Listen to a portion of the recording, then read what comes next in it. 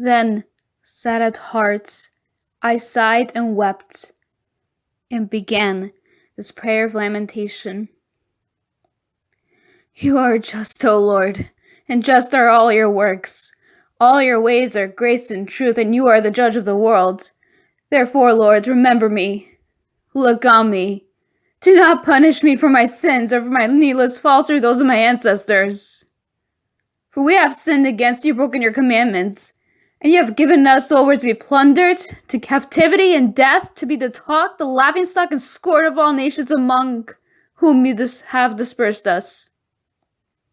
And now all your decrees are true, when you deal with me as my faults deserve, and those of my ancestors.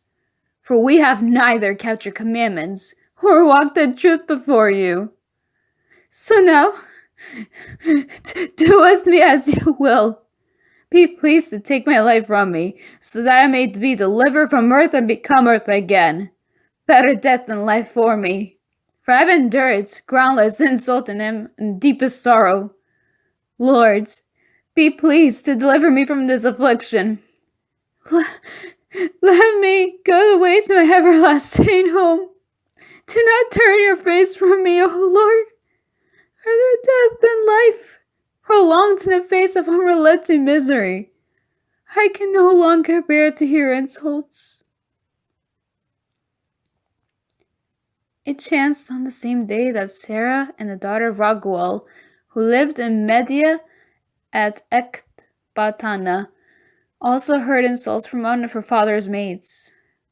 For she had been given in marriage 7 times, and Asmodeus, the worst of demons, had killed her bridegrooms one after another, before ever had they slept with her as man with wife.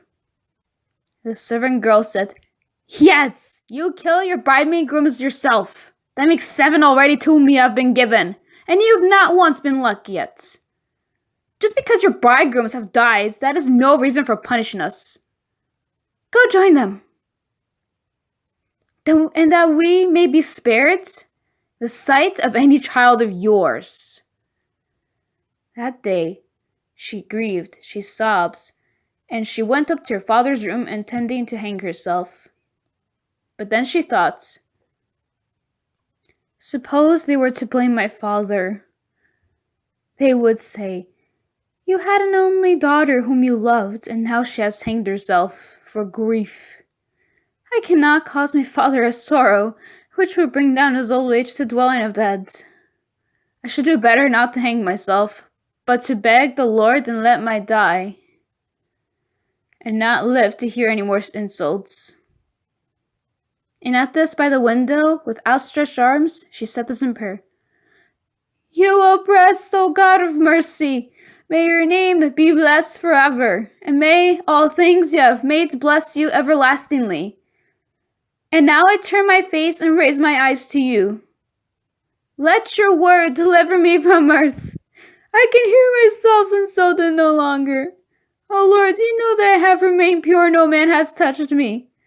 I have not dishonored your name or my father's name in his land of exile, my father's only daughter. He has no other child as heir. He has no brother at his side, nor has he any kinsman left for all whom I ought to keep myself.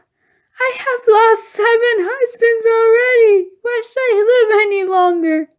If it does please you to take my life, then look on me with pity. I can no longer bear to hear myself defamed. This time, the prayer of them, each found favor before the glory of God. And Raphael was sent to bring remedy to them both. He was to take the white spots from the eyes of Tobit, so that he might see God's light with his own eyes. And he was to give Sarah, the daughter of Raguel, as a bride to Tobias, son of Tobit, and to rid her of Asmodeus, the worst of demons. For it was to Tobias before all other suitors that she belonged by any right. Tobit was coming back from the courtyard into the house,